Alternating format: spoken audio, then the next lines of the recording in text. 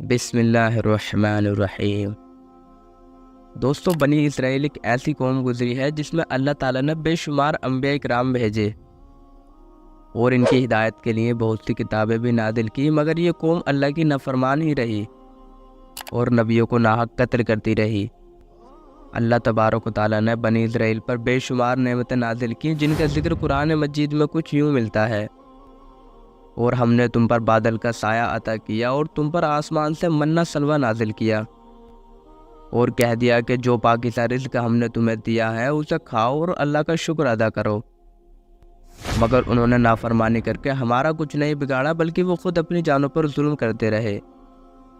دوستو، جب فرعون اور اس کا لشکر پانی میں غرق ہو گیا تو اللہ تعالیٰ نے موسیٰ علیہ السلام کے پاس وحی کی کہ اے موسیٰ، اپنے ساتھیوں کے ساتھ مل کر قوم عمالقہ سے جنگ کرو اور اپنا آبائی ملک شام کو آزاد کراؤ۔ لیکن قوم عمالقہ کے جو لوگ تھے وہ ماہر تیر انداز اور جنگجو تھے، جن سے جیتنا اور شہر خالی کرانا مشکل تھا۔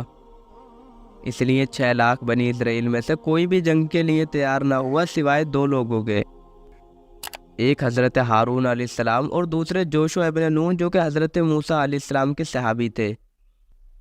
بنی اسرائیل موسیٰ علیہ السلام سے کہنے لگے کہ اے موسیٰ، ہم اس قوم سے ہرگز جنگ نہیں کریں گے، لہٰذا تم اور تمہارا رب جاؤ اور ان سے جنگ کرو، اور جب شہر فتح ہو جائے تو ہمیں خبر کر دینا، پھر ہم بھی تمہارے ساتھ اس شہر میں داخل ہو جائیں گے۔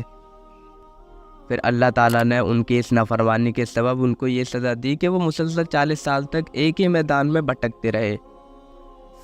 وہ لوگ اپنا سامان لے کر دن بھر سفر کیا کرتے اور جب رات ہوتی تو وہ لوگ آرام کرنے کے لیے لیٹ جاتے، پھر جب صبح ہوتی تو وہ لوگ وہیں موجود ہوتے جہاں سے چلے تھے۔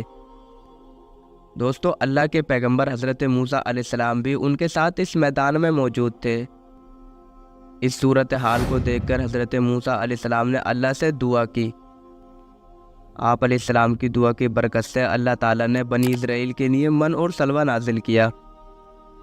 من سفید شہد کی طرح ایک میٹھی چیز تھی جو کہ رات کو اوس کی بوندوں کی طرح گرتی اور صبح تک درختوں کے پتوں پر جمع ہو جاتی، اور جب بنی اسرائیل سو کر اٹھتے تو اسے اپنے برتنوں میں جمع کر لیتے اور پورا دن کھاتے رہتے۔ اور سلوہ وٹیر نما ایک پرندہ تھا جو کہ گروہ در گروہ اللہ کی طرف سے آتے اور بنی اسرائیل کے خیموں کے سامنے آ کر بیٹھ جاتے، جنہیں بنی اسرائیل بآسانی پکڑ لیتے اور بھون کر کھاتے۔ اللہ رب العزت نے قرآن مجید میں ارشاد فرمایا: اور ہم نے تم پر بادل کا سایہ عطا کیا تھا اور تمہارے لیے منہ سلوہ نازل کیا، اور ہم نے ان پر کوئی ظلم نہیں کیا بلکہ وہ خود ہی اپنی جانوں پر ظلم کرتے تھے۔ چنانچہ جب ان کے پاس موجود پانی ختم ہونے لگا تو بنی اسرائیل حضرت موسیٰ علیہ السلام سے کہنے لگے کہ اے موسیٰ، آپ ہی ہمارے لیے پانی کا انتظام کرا دیجئے، کیونکہ آپ اللہ کے پیغمبر ہیں۔ تو اللہ تبارک و تعالیٰ نے موسیٰ علیہ السلام کے پاس وحی کی کہ اپنا عصا پتھر پر مارو۔ جب موسیٰ علیہ السلام نے عصا پتھر پر مارا تو پتھر پھٹ پڑا اور اس میں سے 12 چشمے جاری ہو گئے، اور ہر قبیلے نے اپنی پانی کی جگہ معلوم کر لی۔ دوستو، منہ سلوہ ایسا کھانا تھا جو بڑی آسانی سے ہضم ہو جاتا تھا۔ وہ رنگ، خوشبو اور ذائقے میں بے مثال تھا، اس لیے ہر شخص اس کو بڑے شوق سے کھاتا تھا۔ پھر اللہ تعالیٰ نے بنی اسرائیل کو نافرمانی کی سزا دی، کیونکہ حضرت موسیٰ علیہ السلام کا حکم تھا کہ کھانا روز کا روز کھا لیا جائے، کل کے لیے بچا کر نہ رکھا جائے سوائے جمعے کے، کیونکہ جمعے کے دن منہ سلوہ نازل نہیں ہوتا تھا۔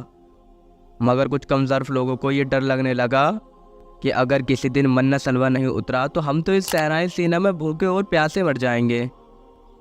چنانچہ ان لوگوں نے کچھ کھانا چھپا کر کل کے لیے رکھ لیا، اور ان کی اس نافرمانی سے ایسی نحوست پھیل گئی کہ جو کچھ ان لوگوں نے کل کے لیے جمع کیا تھا وہ سب سڑ گیا، اور آئندہ کے لیے اس کا اترنا بند ہو گیا۔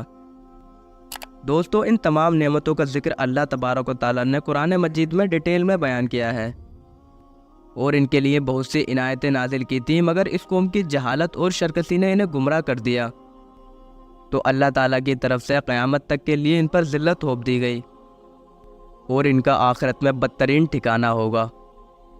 اللہ تعالیٰ سے دعا ہے کہ وہ ہمیں اس حال میں موت دے کہ ہم اس کے فرما بردار ہوں۔ آمین۔